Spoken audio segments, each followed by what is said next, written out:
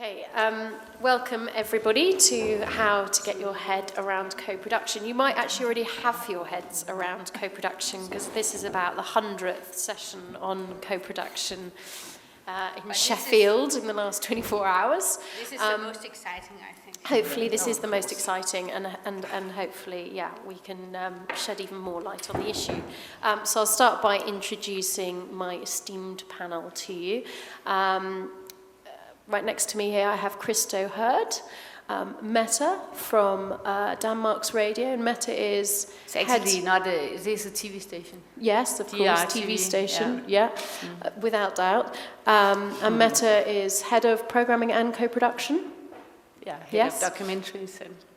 And, and Danny Tipping from Parthenon production company, head of production there. Sue Temple next to Danny, who runs Temple International, which raises finance for documentaries.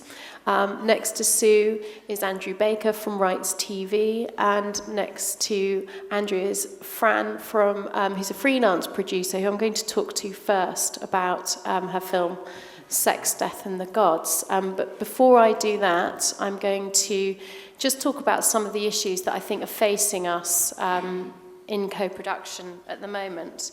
Obviously, you know, this morning there was a session called No More Co-Productions, and I think to a degree a lot of the producers that I work with feel that the sort of heyday of co-productions are over and that broadcasters are much more inward looking now, and whilst they need money from other broadcasters, the subject areas they're interested in are far more national rather than international.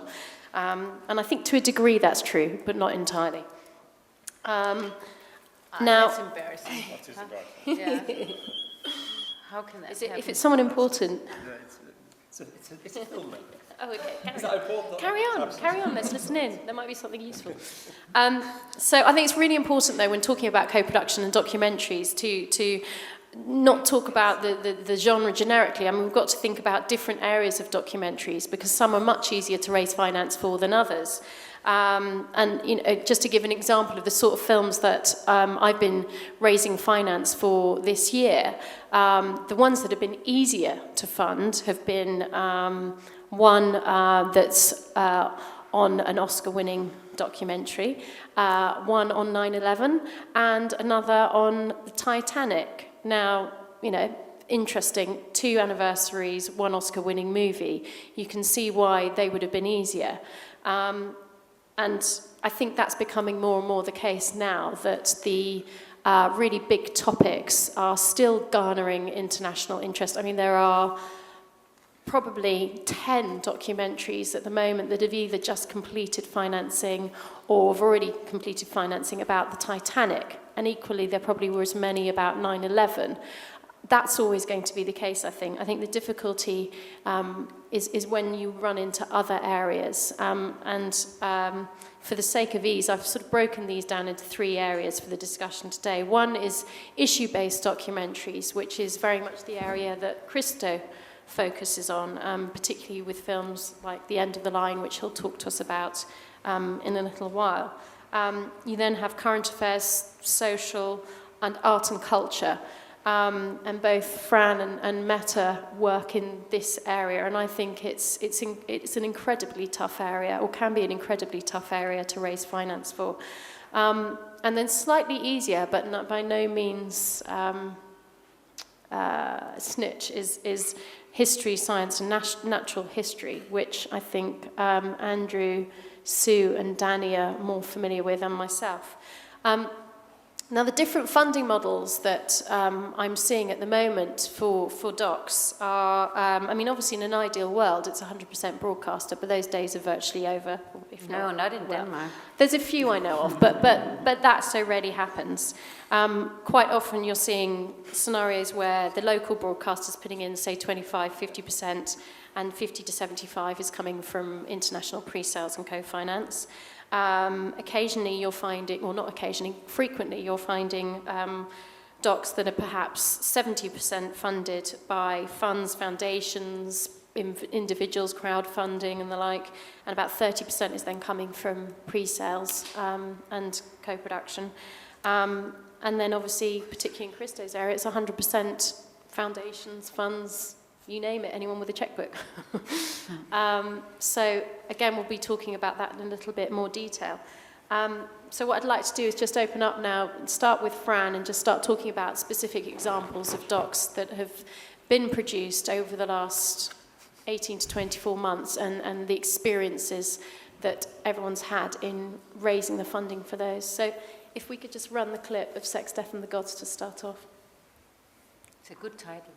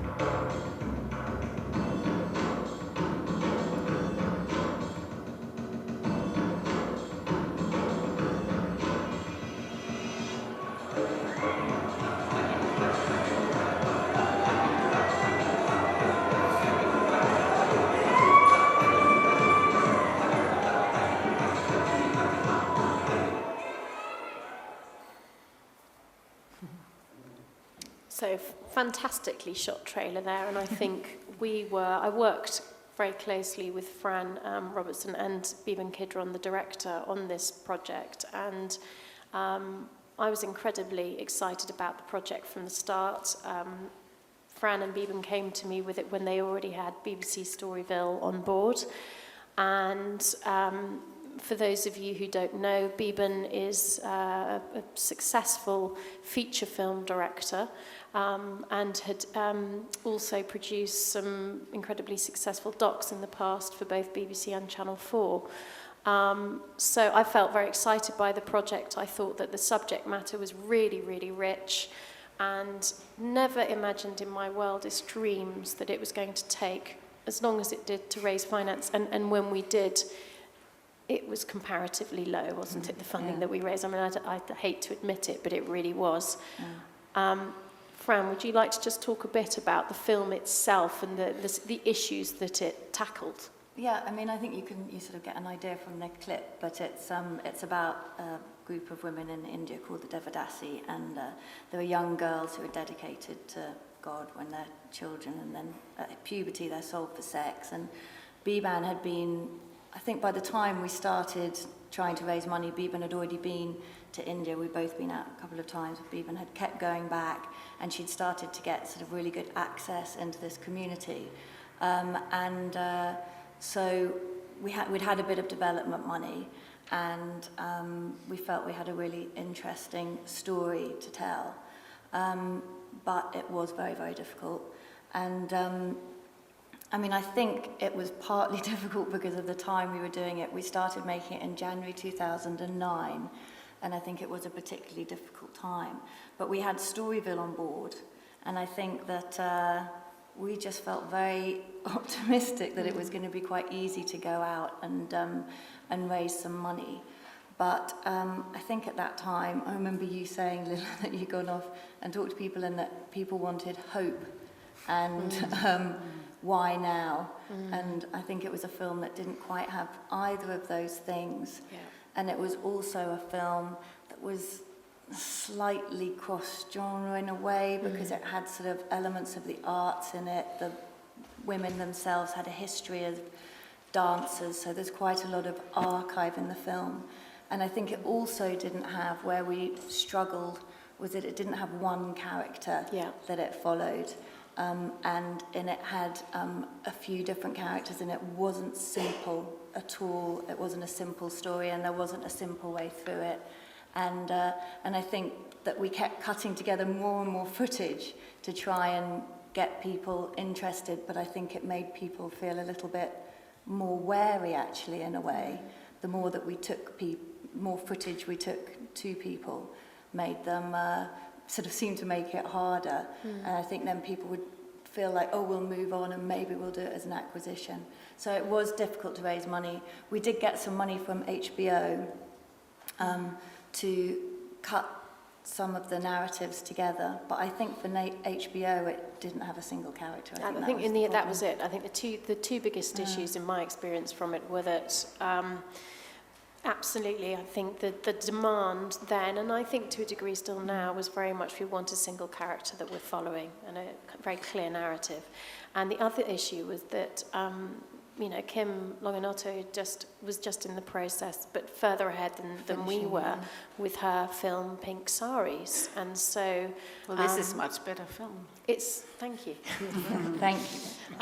But unfortunately, I think for a lot of people, their view was, well, we've got our female-orientated India film already. We don't really need another one. And I think that's something that you kind of need to be prepared for, that you're not always going to meet broadcasters who are as accommodating as Meta and who will just say, nope, done that, I've ticked that box, sorry, not interested. And that's a really tough reality, I think, of this area. But I think we were all surprised. I don't know if Meta, if you want to comment, but I think, I think we initially, certainly you came on board very early with the project and you were a good ambassador for it. But and again, we thought when we got to that point, well, great, we've got Meta, therefore hopefully NRK, SVT, YLE, they'll all come on board. And they all showed real interest in the project, but just didn't come on board for pre-sales. I don't know whether... a feeling that they'd wait just to see the next something, and by the end we'd finished it. Yeah. So I think also in the beginning maybe people were a little worried that it had this anthropological kind of feel to it, and this lack of one story one little girl you can engage in over a long period of time. But for me, I'm my big idol is Christopher Hitchens, so everything that can expose systemic religious exploitation I love.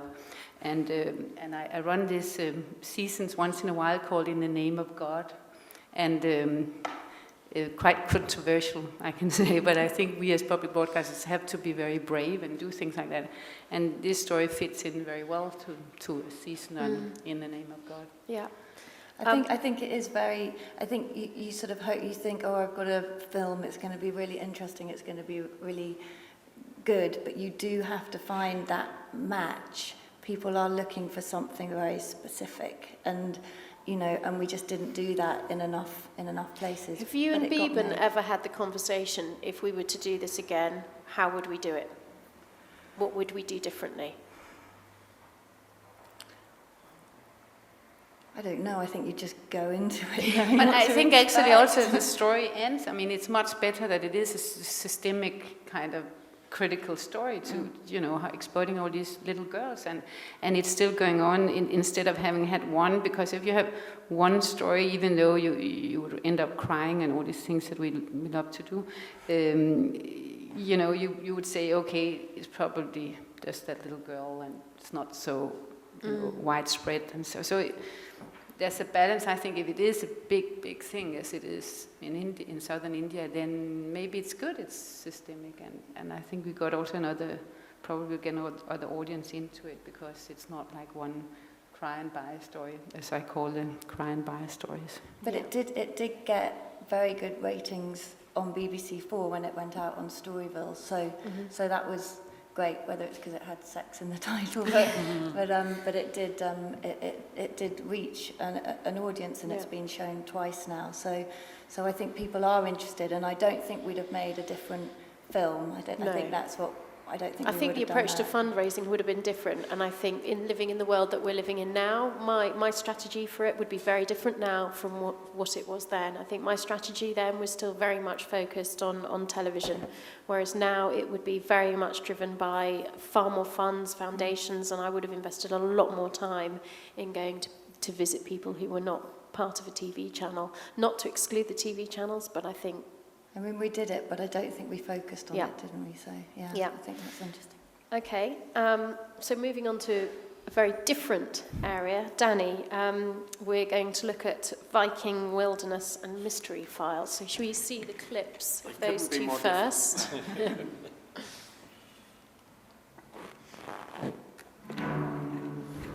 That's nice.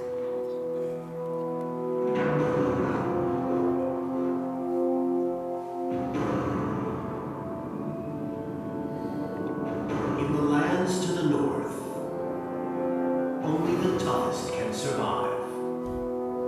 A land formed by fire and ice. Home to some of the most magnificent and terrifying creatures on Earth. This is the Viking Wilderness. The Vikings were the first to explore this vast and ancient virgin wilderness. At 1.5 million square miles, it stretches across the edges of the world. Home to incredible wildlife, adapted to survive in the harshest of conditions on Earth. This 4-hour series showcases for the first time the struggles for life in some of nature's most diverse and spectacular landscapes.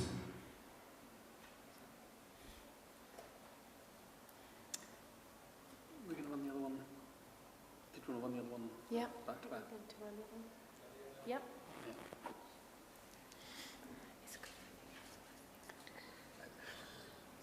So this is a promo for a series called Mystery Files.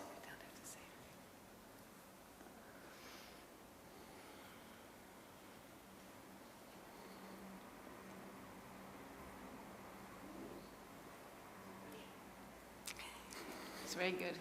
Yeah. It makes people reflect on That's life, right, yeah. you know. Slow build.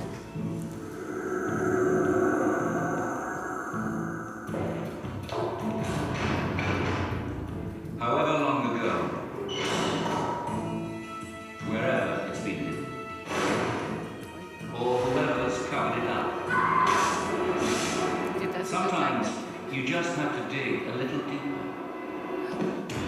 Spanning 2,000 years, from Cleopatra to Robin Hood and the Romanovs, investigating the secrets behind the world's most iconic characters, we open the Mystery Files. Some were condemned by history. Popular legend said he killed 21 men, one for every year of his life. Heroes, villains, and myths, whose real identities are lost in the mists of time. Robin Hood definitely existed. Others simply misunderstood. I think something that's often overlooked is how intellectual Cleopatra was. Locked in official papers, going back to long-forgotten sources and painstakingly exploring every last detail to discover the clues everyone missed. Thank you. So, two clips from two very different series aimed at similar broadcasters, the commercial cable and satellite channels, so quite different approaches. I think the voiceover on the first one probably gave you a clue. The first is a series called Viking Wilderness, which Parthenon worked with Studio Hamburg and NDR Naturfilm in Germany. They made were due to go into production on a 6-part series called Wild Scandinavia. I pitched Wild Scandinavia to Animal Planet. Part of what Parthenon do is fundraising, and they asked me where Scandinavia was. So we called it... They're so ignorant. Well, I wasn't going to use those words. So we changed it to Viking Wilderness. Some people will probably be aware that Vikings didn't roam freely across the whole of Scandinavia. But Viking Wilderness then internationally was versioned by Parthenon into a 4-part series, the German version being probably slightly slower than international appetites demand, a version for Animal Planet US, which is called Viking Wilderness, and a version for National Geographic Television called Nordic Wild. So fundamentally the same material, 3 different titles, 3 different approaches. They're quite different films when you put them back to back. Part of the funding process, it happened fairly quickly. We were working on the back of a successful series called Wild Russia, and this was a follow-up. We managed to raise the budget with the same partners on board. But we went into this learning the lessons of Wild Russia, understanding that for the hefty license fees we'd managed to raise from our partners, they were going to need different films.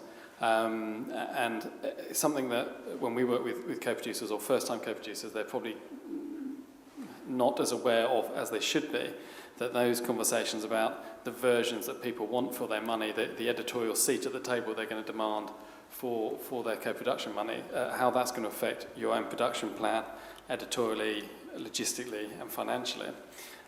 We were much more aware of that making Nordic Wild, Viking Wilderness and Wild Scandinavia, and had to prepare early for those different versions.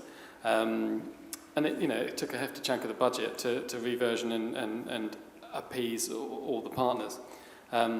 It's turned out very well, but they are surprisingly different films. The second series, a series called Mystery Files, was an in-house production. 13 half hours on iconic historical mysteries, simply chosen because they've all had Hollywood movies made about them, and they got it wrong in most instances. It was certainly Robin Hood wasn't an Australian. We've proved that in our documentary. And that was a different scenario. We'd raised some broadcast financing, but couldn't close the last 15-20% of the budget. And we often say that the finishing money, as we euphemistically call it, the last 10-15% is often the hardest. So we approached the Welsh IP Fund, the regional funding mechanism out of Wales, to close the funding. We did this with about 4 weeks to go before production, which was a huge mistake.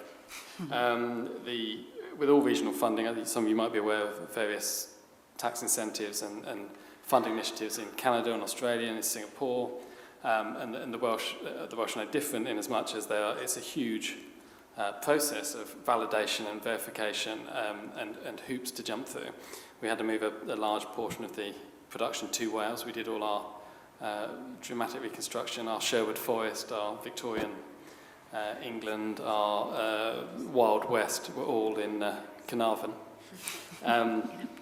In fact, we used one castle which doubled for everything and did a fantastic job. Was the narration also by Wales? Yeah, no, he was English. All the actors were, actors. It's a pity they didn't speak Welsh, whatever it's called. The actors are all Welsh. But to generate the money, the hoops we had to jump through, the bureaucracy, the paperwork, and the various levels of approval took much longer, I think, than we anticipated. And we ended up getting the first payment just after we delivered the second programme. So cash flowing, and I'm sure we'll come to some of these issues, cash flowing these sort of projects whilst waiting for chunks of co-production funding to drop in is a real challenge.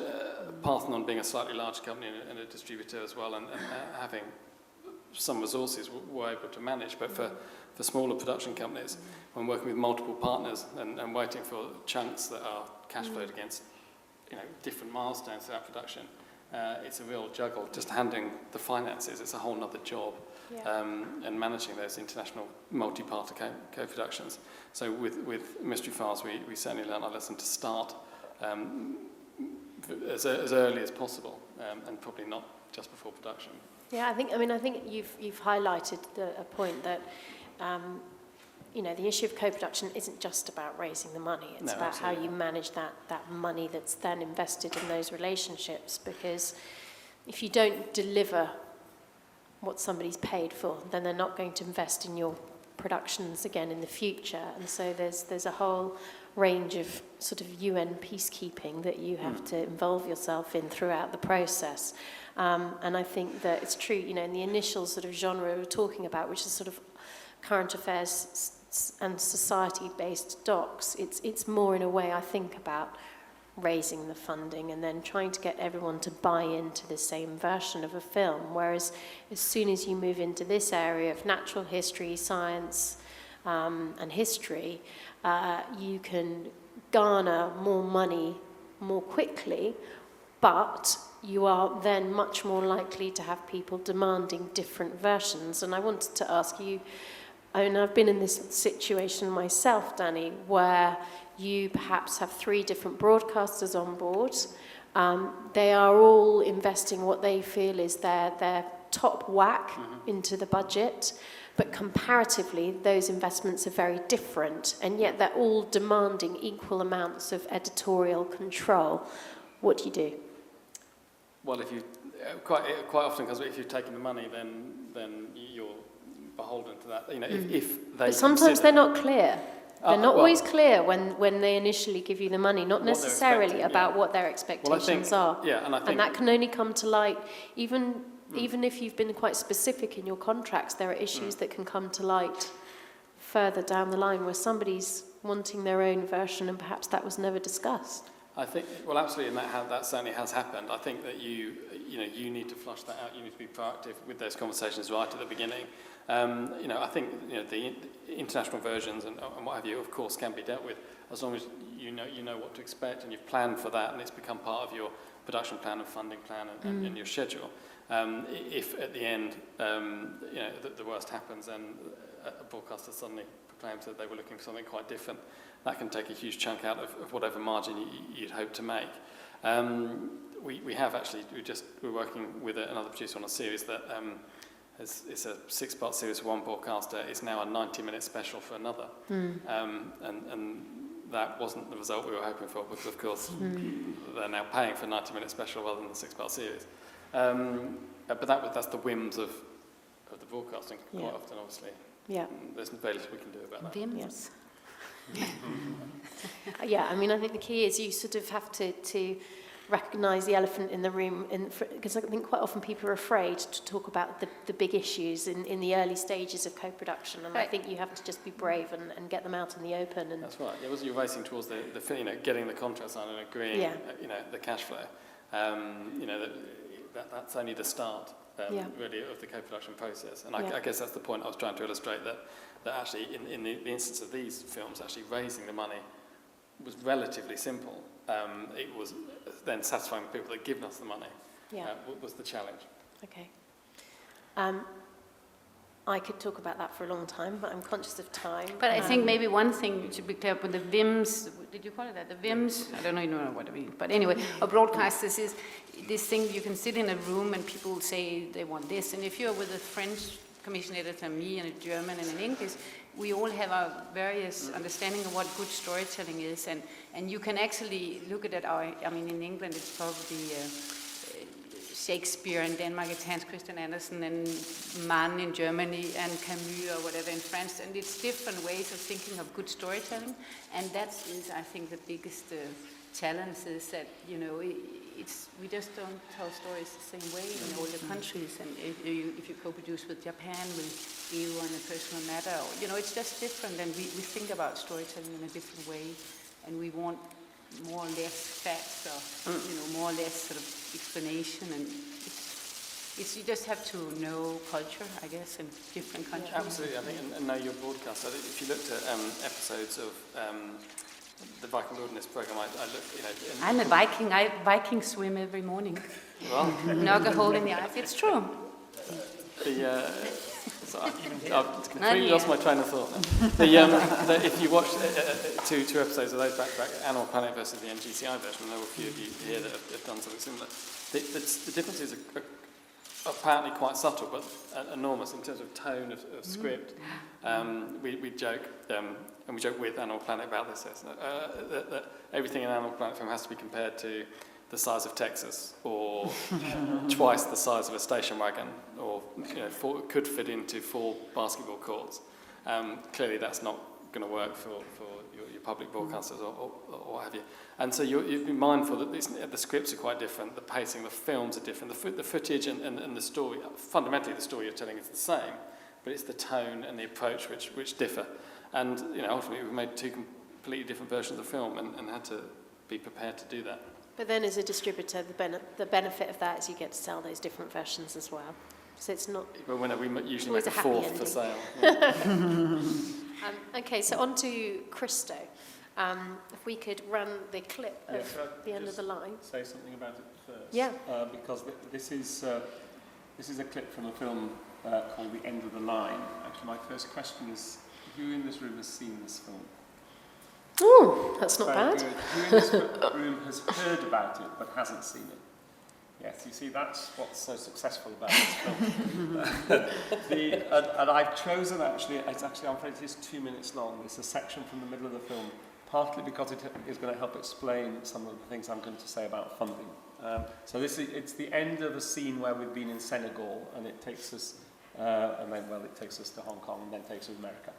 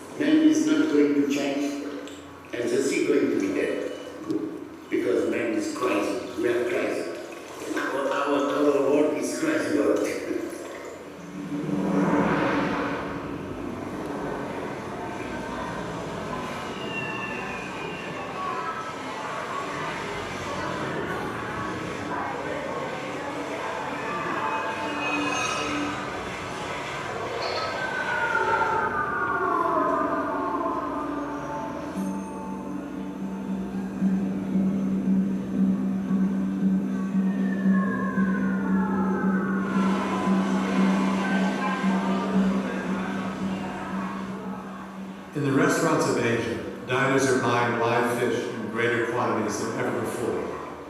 These are being taken from the most beautiful parts of the planet, the Coral Triangle. The Coral Triangle is an area of ocean half the size of the United States and the seas of southern Asia.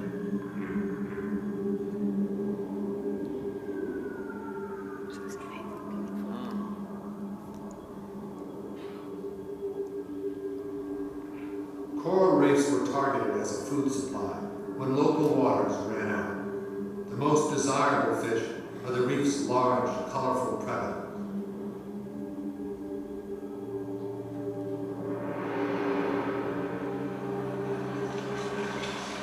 Our insatiable appetite for such delicacy threatens to tip the fragile balance of nature into chaos. We don't know what the implications are of losing some of these very, one particular component of the ecosystem. We just know that in other ecosystems there have been problems, and that when we mess around with nature, there's usually problems. On the east coast of America, there is a terrifying clue of what can happen when you disturb the ocean's natural equilibrium. Fine, thanks. Now, you will see all of that is original footage, by the way. And you will see there we were in Africa, Hong Kong, Coral Triangle, which you also noticed we had to find a way of describing the size. Of the size of America. Right?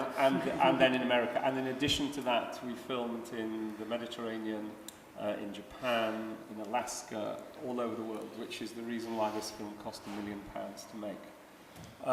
The only 10% of the film, of that funding, came from a broadcaster, and even then not really from a broadcaster, because it came from the Channel 4 BritDoc Foundation. So it was Channel 4 money, but it wasn't Channel 4 as a broadcaster. And I have to say, although in retrospect, the the thing about The End of the Line is that it is, a very, very successful film in terms of what it aimed to do, which it aimed to change the whole framework of debate about fisheries policy in this country and elsewhere. And many things have happened as a direct result of that film in terms of improving the regulation of fishing, of changing companies' policies on buying endangered species, and indeed increasing consumer demand for fish that comes from certified sustainable sources. So it was a very, very successful film in that respect. And there's a fantastically interesting study about the social impact of it, which you can find on the Channel 4 BritDoc website. However, it is not a film that made any money for the producers. As the producer, of course, I feel this, very acutely. Right? And certainly in retrospect, it was something of a high wire act in terms of its funding. When I started, I thought that the budget for this film was about £550,000, and I thought that was slightly on the shy side, but we could sort of get away with it. And we started with only £100,000 in the bank. And I have to say that since then I've done probably half a dozen other documentaries, all feature length, and all of them funded in relatively unusual ways. Some have got mixtures of crowdfunding in it, private equity in it, grant in it, pre-sales to broadcasters in it, and they're all slightly high wire acts. My experience is that if you wait until you've got all of the money for these sorts of films, you'll never make the film at all. Which does mean you have to have a relatively strong constitution to do this sort of work. So in the case of this, we started with 100, and we quite quickly raised another 400,000 from private foundations. And I think that the lesson that I would draw from my experience of raising money from private foundations and private individuals, incidentally, is that, one, it is an enormous advantage if you do have some broadcaster money in your project, because what these people are interested in is not the film, but what the result of the film is. They just don't want to just see what the output is, they want to see what the outcome is. And they know that if the film's on television, more people are going to see it. The second thing that I found is that it is really important to be able to demonstrate that you have got a track record, that you're capable of delivering something of the ambition you're describing. And we're lucky we had a very good team to make The End of the Line. Thirdly, it's very important that the project is 100% coincident with the ambitions and aspirations of that individual or that foundation. It's no use sort of saying, well, you say you're interested in human rights, fishing rights are a human right. Don't even try to persuade them, right? You have to be 100% coincident. And the fourth thing is there's absolutely nothing whatsoever to beat the personal introduction. Fact of the matter is that these, both private foundations and rich individuals, are inundated with demands for their money. And one of the things that gives them the confidence that you're not going to steal it from them is if somebody who they trust says, you can trust these guys. And that, when I look back at the money we raised it from, in the end, probably about half a dozen private foundations and individuals. For this film, and also that's the case for some of the other films that I've done, in every single case, there was a personal introduction. And in fact, in one particular case, which was a film that we did last year called The War You Don't See, which is John Pilger's most recent film about the media coverage of war, we raised some money from one private individual there who actually had sued me for libel a few years ago. And as it's been a wonderful experience because we've got together and we really like each other and it's created a great friendship. But it was because somebody who I knew went to him and said, I think you really, really can trust Christo on this. It's a very, very important project. So he came up with £50,000, and without that we wouldn't have been able to finish the film. So I think that those are the sort of four things that I would say if you're going to look for co-production money, money, because they're not co-producers, they're just financiers from those sorts of people. You need to pass those tests, and you need extremely strong nerves. Okay, I've got two questions on that. One, you said they're not co-producers, but at the same time you did say that it's not as though that you're just going to take their money. No. You've got to satisfy their needs. Yes. And surely having 6 foundations on board that represent very, very different aspects of humanitarian aid, all sorts of things. How they are surely like co-producers. Well, I mean, they are not co-producers in the sense that, they're not broadcasters. They don't know anything on the whole about making films. But they surely want you to get their point across. Absolutely. So I think that what we found was it's very, very important to be absolutely clear at the beginning what your general aspiration for the film is. And in fact, one of the reasons for me choosing that clip is that you notice there was a reference to the coral triangle in it. Now, coral triangle was not one of the truth of it is we weren't going to have the coral triangle in the film, but the director was desperate to go to the coral triangle. And I said, we can't afford for you to go to the coral triangle. And then he went off and got a private foundation to put up £25,000 so he could go to the Coral Triangle. Why would they be interested in that? Because they felt the Coral Triangle was a fantastically important story that needed to be told. And in fact, the deal I had to do was that when they saw the film, they were slightly disappointed that there was such a passing reference to it. And I then did get the director to cut them a 15-minute film just about the Coral Triangle, which they then used internally.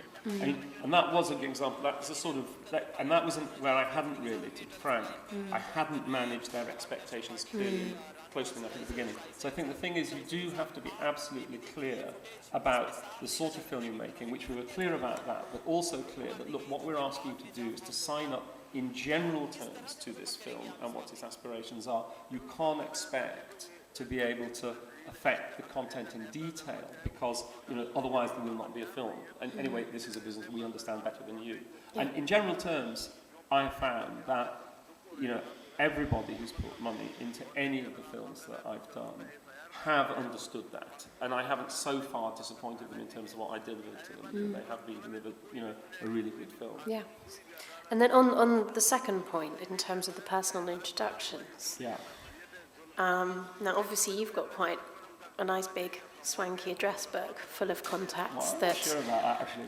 But well, through running your own production company for a long time in the UK and various other roles that you've had in the media. You can introduce all your... How, I just wonder, obviously, there are a lot of producers who are now bringing their projects to you and asking you to exec their projects, and I'm assuming part of that deal is, Christo, can you open up your address book for us?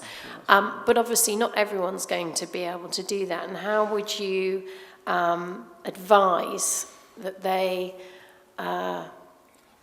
source those introductions, because that's really tough. I think the thing is, and you are right, quite a lot of people do come to me with their projects, and I probably take on too many of them, to be frank, because I think there are an enormous number of really brilliant stories out there to be told. And I think what I would really say is that I think, therefore, it is important that if you want this sort of money, you go and find somebody who has a track record in it. And it's not really that I have now, I don't think it's that I have a great address book. It's actually I have a really good story to tell. The end of the line is a brilliant selling. I mean, everybody that I go to see to try to get money from is heard at the end of the line. And, it's tremendous that there's actually a proper piece of well-researched work on it that absolutely demonstrates it worked.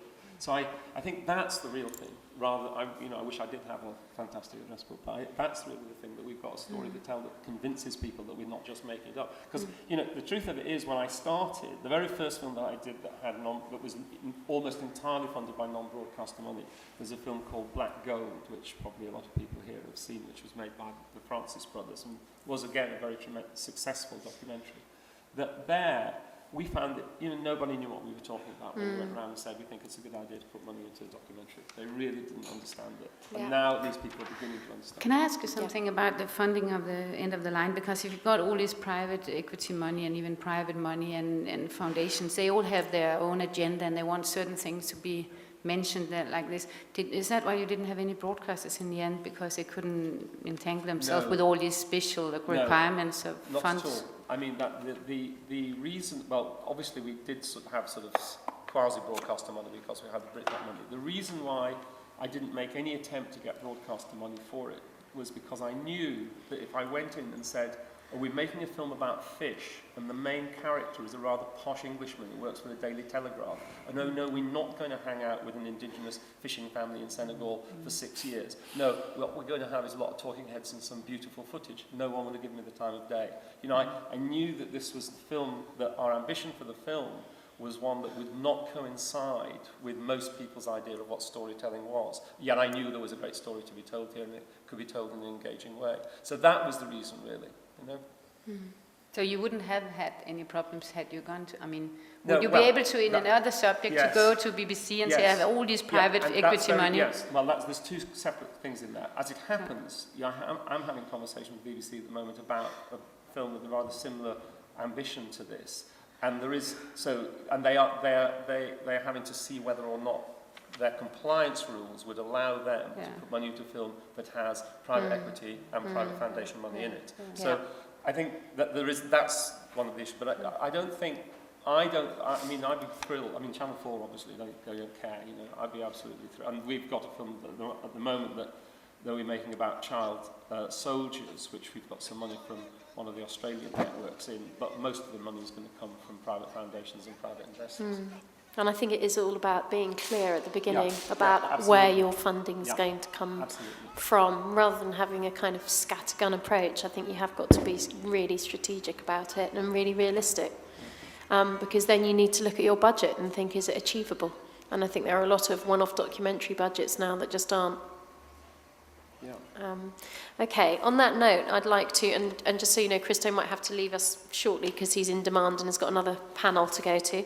But I'd like to move on to Andrew Baker and Sue Temple, who are both involved in the world of raising finance and also negotiating deals. And I just wanted to ask you both what the challenges are that are facing you at the moment in terms of, you know, as being fundraisers and negotiators. What do you think, what challenges are facing you more so now than they ever have done before? And obviously you've both been involved in this environment for quite a long time. Do you want to speak first, or shall I? I can do one word each. Yeah, share it, why not? Okay, I mean, I guess for me at the moment there's you know, just by definition, a co-production, you're always going to have a whole range of issues. It's never easy working with somebody else. It's never easy trying to accommodate all the different demands that everybody has when you're making a show. But I guess recently, one of the things that I've seen, which perhaps I didn't see more a few years ago, is that there's actually an increased amount of competition among producers to do co-productions. There's more kind of supply, if you will. The broadcasters are having to pick and choose. And I've had projects where, you know, we've had broadcasters who are very keen and really up for doing something, and then pretty much at the point we were closing the financing, somebody's fallen away. And we've kind of been back to square one. I guess the other thing I've seen an awful lot of now, to echo some of the comments that have been made already, is producers' deficit financing. So you get to that point where you have 90% of the budget, and you genuinely can't get that last 10% in the time that you need to then honour the commitments you've made to the other broadcasters, who all have fixed schedules and fixed budgets, and who say, well, it has to be delivered next year, otherwise I can't give you the money. And so producers are having to put their hands in the pockets and effectively risk their margin and their production fee and their overheads to just get the thing made in the first place. Yep. Yes, I agree with that. And also, I think broadcasters, as you were saying, they have a much clearer idea of what they want. I mean, in the old days, you would have it that they would say, well, it's a co-production, yes, we understand, so we won't mind so much if it's, you know, if you deliver the same thing. Now, I mean, I've had various things. I had a thing about 3 years ago, which is very difficult. It was a co-production between PBS, BBC and Arte. And PBS, it was a New York-based producer. And he did what I find many producers do, is they favour their national broadcaster. So if you're a UK producer, you spend a lot of time pleasing BBC or Channel 4 or ITV, and you have to be constantly reminded that the other people are putting the money in. This chap, despite my constantly reminding him, made a PBS programme, which at one point the BBC was saying was untransmittable, and they would want their money back, which is a bit of a disaster if you've got a major expensive co-production. Fortunately, we managed to get the BBC and Arte to basically agree that they wanted something different. So we forced this chap, who was very distinguished and Tell really the didn't name, like tell it. the name. No, he really didn't like it. We forced him to come back to Europe and do some extra shooting. And I did talk to PBS, who I know very well, and I said to them, but didn't you think it was boring what he delivered? And they said, well, it's like all of his programmes. And it's like, well, I think you answered your own question there. But then on the other hand, of course, as you say, I mean, with Discovery, it's a whole different thing. I mean, they do the opposite. Everything has to be so fast-paced and...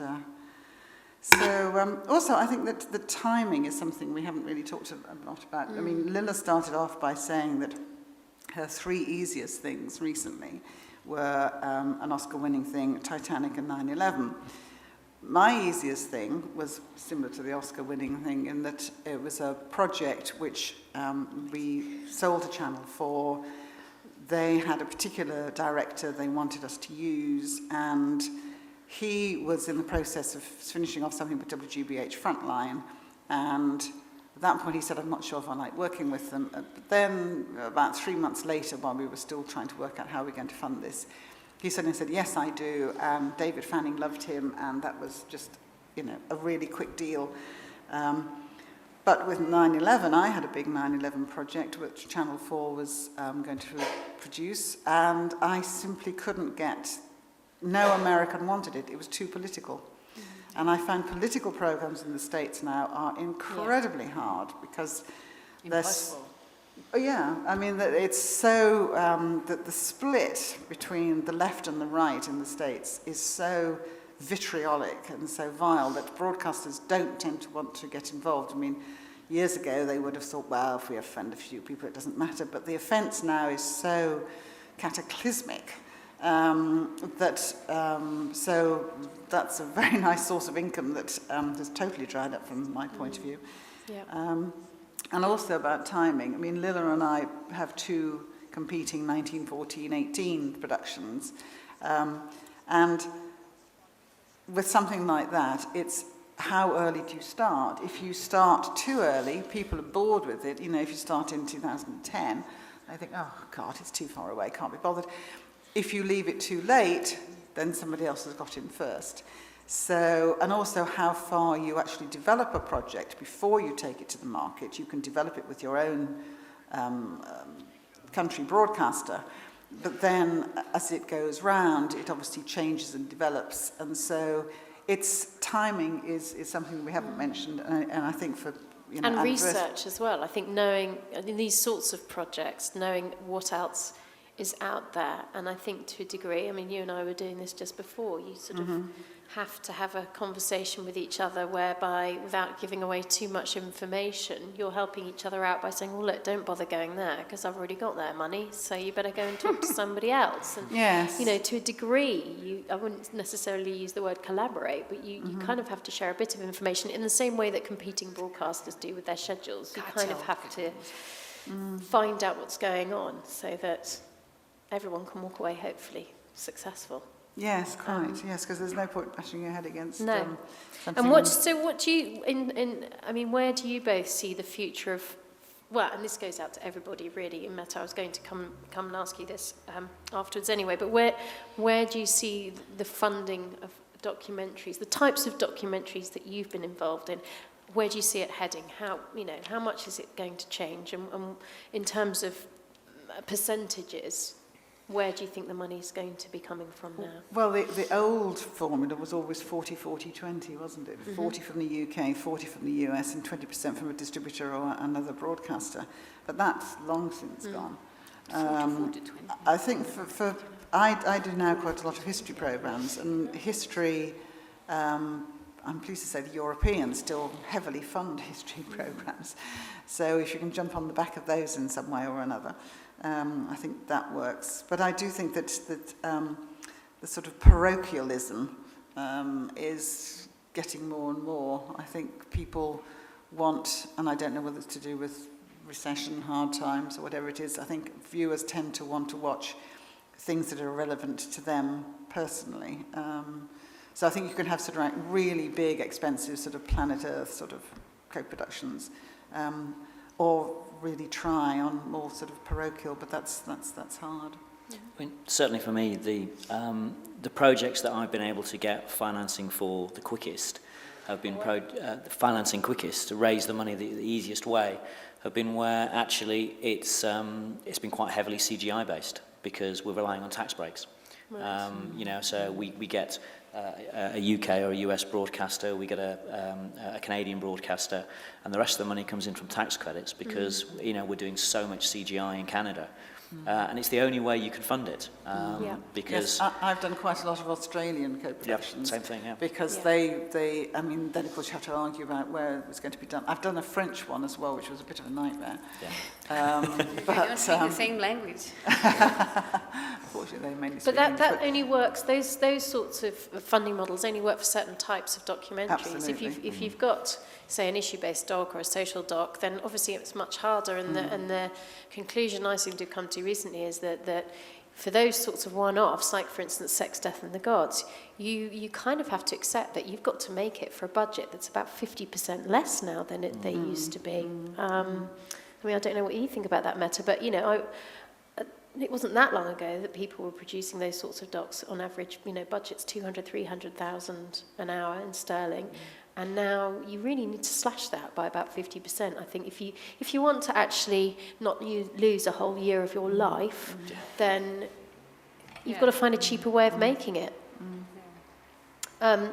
Meta, I'd like to just sort of end the whole debate with you and then put some questions out.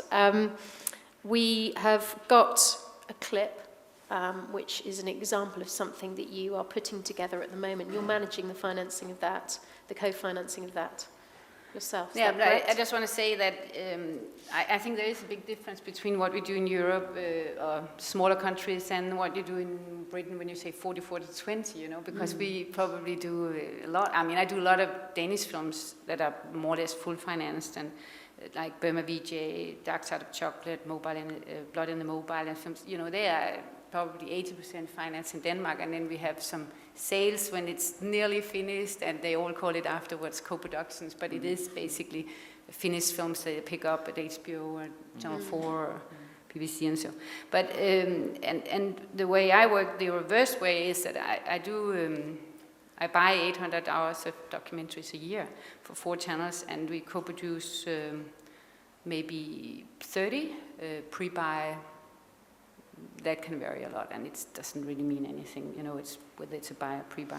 But I think I tend to pre-buy or invest or co-produce in stories that would not be what you're doing because they're being made anyway by the big broadcasters. So what I want to, and what I do and what I look for is local filmmaking in countries where there are no broadcasters to support them. So at the moment I think I have 4 Chinese straight directly with Chinese filmmakers going, and 3 or 4 in South America, quite many in Africa directly with African filmmakers. And that's how we, you know, I can make sense of, you know, if I put money, my little money in these films, they can actually make films for that. Whereas if I support your film with my little money, it doesn't mean anything, you know, and you don't have editorial anything, and you cannot help improving the things.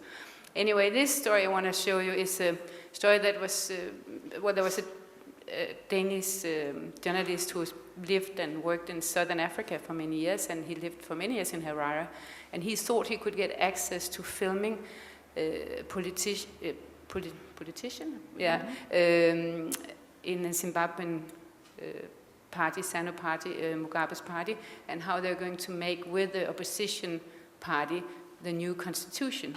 And I thought, you know, this is crazy, nobody can do that. But and in the beginning, I was looking for a South African filmmaker because I thought it was easier to get in and out, and you know, of the border. But I didn't really manage to do that, unfortunately. But we found this Danish filmmaker, young. It's a second film. She's worked for the UN. She's educated anthropologist. She taught herself how to film. And I'll show you the trailer because now we just sold it to BBC last week as a co-production and NHK. We've got 12 European broadcasters on board. But this is the trailer and she's just amazing. So it is about this we call it at the moment Democrats. It is about a very boring subject, how to to create, how to make the constitution, how they make the constitution, the new constitution in Zimbabwe. Not an easy one.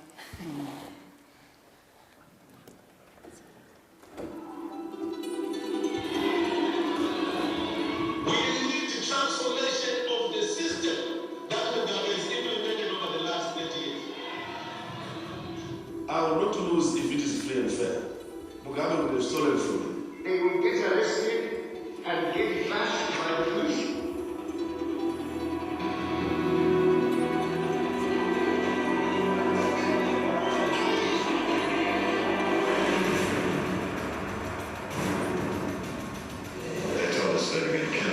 His face was crushed, his tongue ripped out. The NDC has buried almost 90 of its activists. Mugabe, congratulations on stealing the election. Mugabe must not be allowed to steal the election.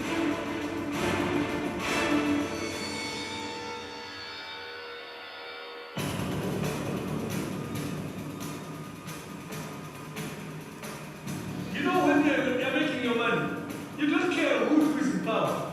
Keep his business alive well. Then you're a leader.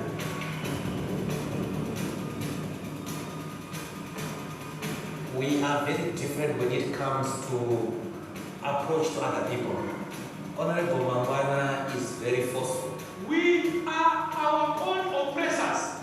I favor persuasion, persuading other people. Well, last time, Munzura, we argued until you felt that I didn't want this thing to proceed. We argued very angrily. I hear you. I am saying you're in charge of this program. You can't be in charge of the program when it has not yet been approved. Order! Jo inopa kuti Zimbabwe inotongwa nani? Hatikoniseko kugara takazvisunungura. Saka zvatakuita nezvekuti takurwa hondo yechipiri. Takasunga dhongi remoto. Tumforo nokuda uri straight handisi.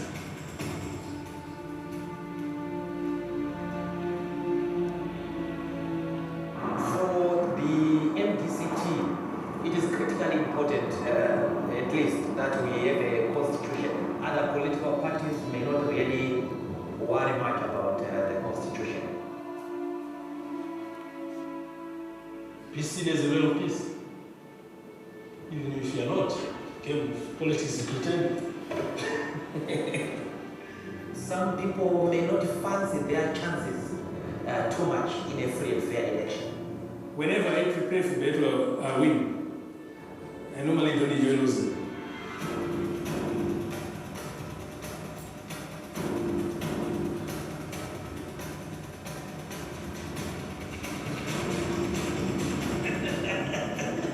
I love that. So there are times when we need to be gentlemen. Yeah.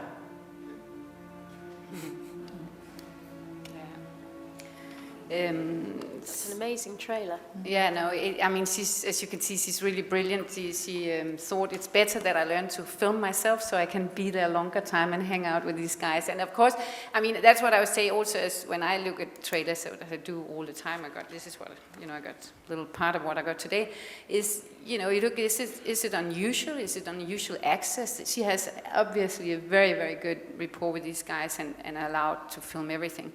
And she, is it a story that there's not 100 around? Yes, because nobody else has actually can get into Zimbabwe at the moment. So it's really fantastic. And of course, you would probably only be able to sell this to public broadcasters, where we still think in most public broadcasters that you need to tell about what's going on in the world, and you want to figure out things, and you want to, have you yourself and your audience to figure out what's, how to live in this world. We live in a globalized world and all these things. So this story is unique, and I think that's also why it was easy to get lots of funding together.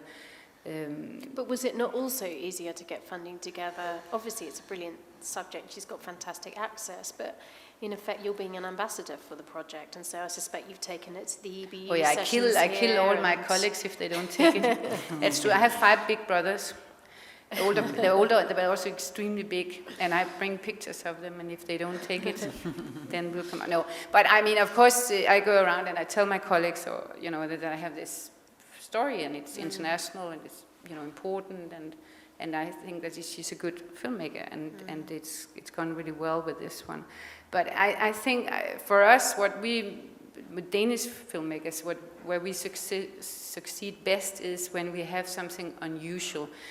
We also here have brought these Afghan stories where we have, where I have given developing money just like with this to get the access, and we have given cameras to Afghan people living both in the Taliban area, but also in the, you know, the shooting line, and then part of Helmand province where there's sort of more peace and kids are going back to school and so. And it's just extraordinary footage and an extraordinary insight to what does it mean to live in Afghan, where, you know, where we cannot go with journalists and reporters and cameramen, and it's an Afghan journalist who is brought up in Denmark. Both his parents are Afghans. And it's just an unusual access again, but actually to see this footage, it's just amazing, and it's, you know, we have had, I mean, everybody has also gone into that project. So again, that's sort of unique access and a unique idea, and there's not like a million of them. And I would never invest in a 9/11 story, probably, because there's so many of them that, you know, that I can buy when they're finished, and I can sit and watch all 20 of them and choose which one I think is best for my audience. But whereas I do co-produce and invest in stories that would otherwise not be made. And I think quite often I trigger a film. But I think you are in a fortunate position in that way, and obviously you've created that position at DR where you can do that, whereas I think I often have the sense with other broadcasters that they don't perhaps have as many slots, and that they're much more risk averse. They just... Yeah, but I think also when I look around, I mean, I just had this quite depressing... not depressing, it's wonderful, but CBC Canada, you know, they're actually reducing their documentary strands, even though they're going well and more audience and more younger people. And you think, why are they doing that? Because what is it that we as public broadcasters can do that the others can't do is actually to show how the world looks like and try and, you know, make it show, you know, what's real and what's not real. And if you're CBC in Canada, why would you want to look like the American broadcasters? Why don't you want to do something that's unusual? And that's not unusual, but that's, you know, should be their obligation as a public broadcaster. But not, you know, you should do these obligations we have with fun and, you know, do your best and, you know, don't think of it as a depressing thing. I actually feel very privileged that we're allowed to be brave and, you know, continue. And I can see, we just launched the second current affairs strand in DR, and, you know, they have the higher ratings than the drama series at 10 o'clock, which is really cool. So I think it's also, you know, there's a kind of, I feel within the management of public broadcasters, they are so afraid they don't dare to take any decisions, and they, you know, they look at the commercial channels, they're beating, you know, like taking over, and you wish that they suddenly would say, we want to do something that's different and to, you know, and in a of course professional and good way. So I think it's very interesting, and I think I don't want to end this session on a negative note. I think it must be positive, and I think the one thing that I'm seeing very much, and I've seen it here in the last couple of days, is that there are people who are very much ambassadors for fantastic projects, and they are working collaboratively with people all over the world. I'm noticing that commissioning editors are really working very closely with producers on helping them source finance for their idea in partnership with people like, you know, myself and Danny and Sue and Andrew. You know, we're all involved in the world of raising finance for brilliant ideas. But the reason it's also become boring, if I can just say that, is that there's very, very few commission editors who have autonomy. Is it called that? Yeah. So, you know, you have to go back to these big, you know, like groups of people, and then of course, you know, it will become mainstream and boring if you have 20 people to agree on a single story. And also it takes a long time to decide things that it's probably dead, the idea, when you come back. And there's so many, you know, where I think it's really depressing if you look at the landscape around Yeah, but I'm public trying to be broadcasting. positive. Oh, okay. Yeah. We should demonstrate, I think. We should do activism and not eat for 14 days. Yeah. No, well, that is very tempting. Yeah. But we've got, I don't know, about 10, 15 minutes left. So does anybody have any questions? At all? This is an opportunity to get all Because sorts we're so of co-production well-spoken. advice. None at all. So well known. Yes.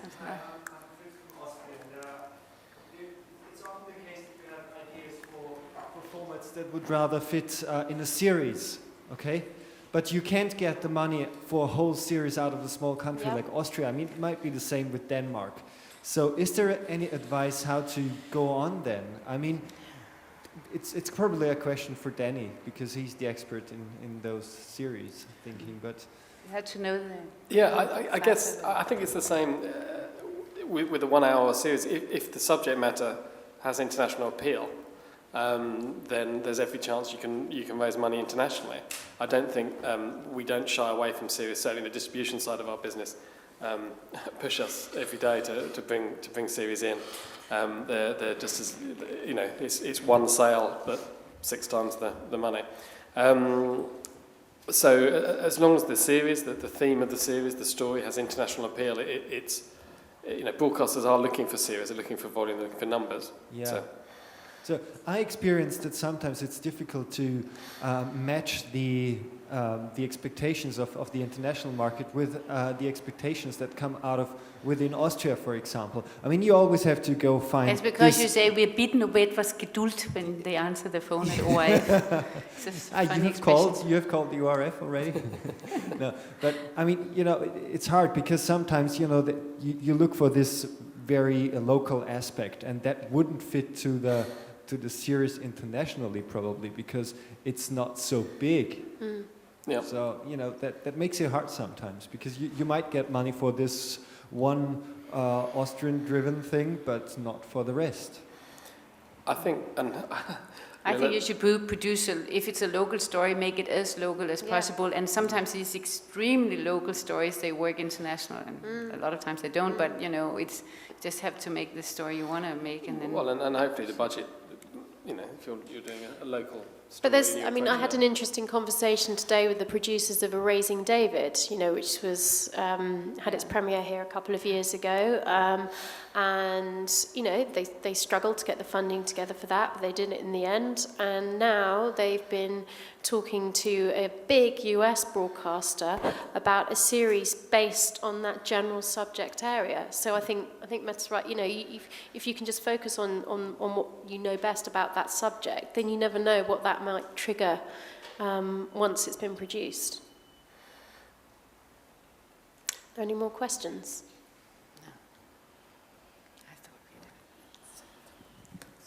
Yeah, thanks. Well, you know, Sue was talking about the sort of increased parochialism, and I just wonder why. I mean, I worked for a BBC program for 10 years called Correspondent, which was axed.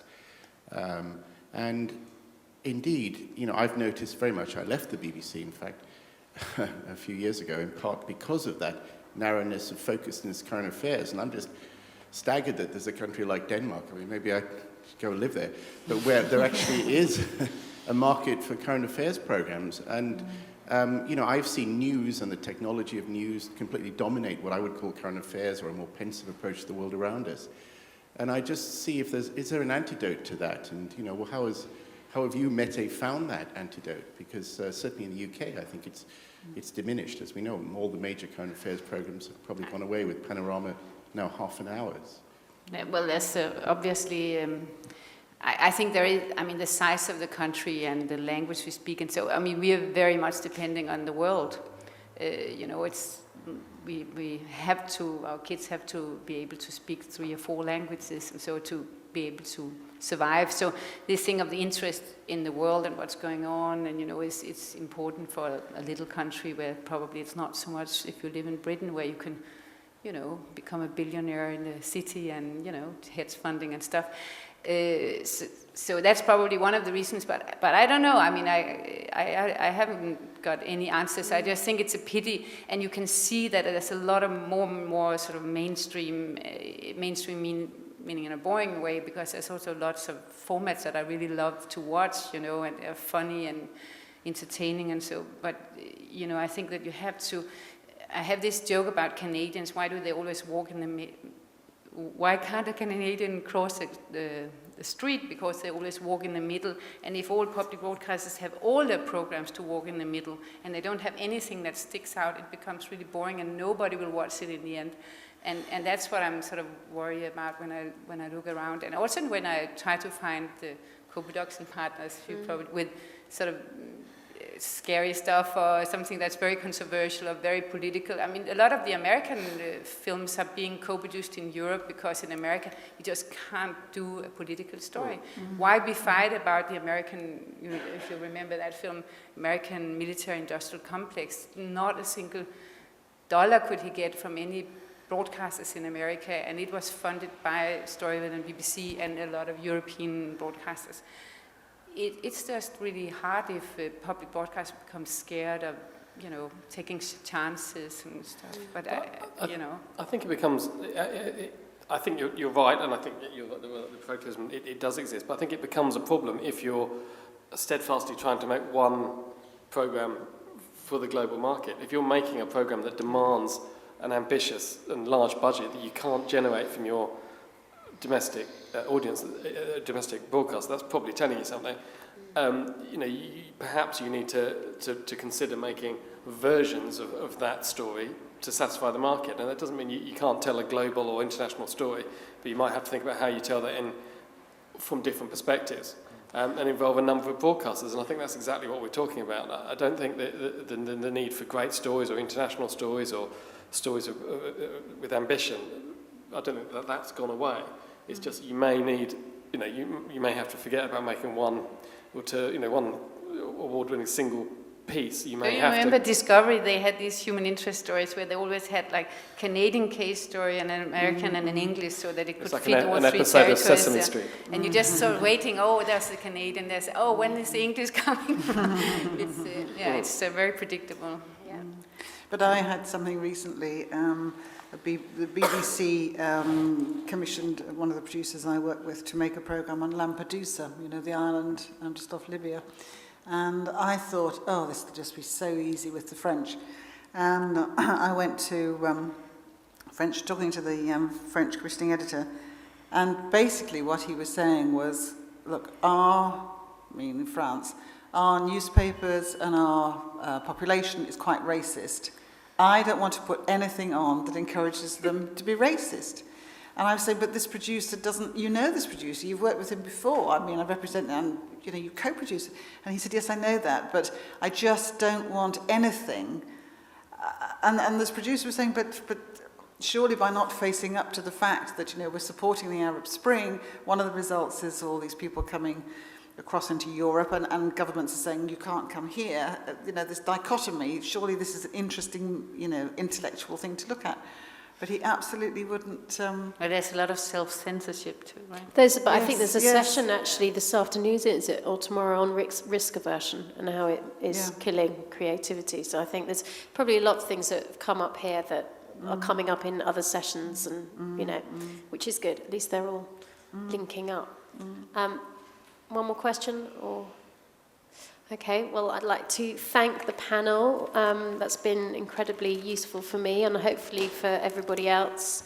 And thank you also to you for organising all the clips. Yeah. And the technician, he's brilliant. Thanks everyone for coming.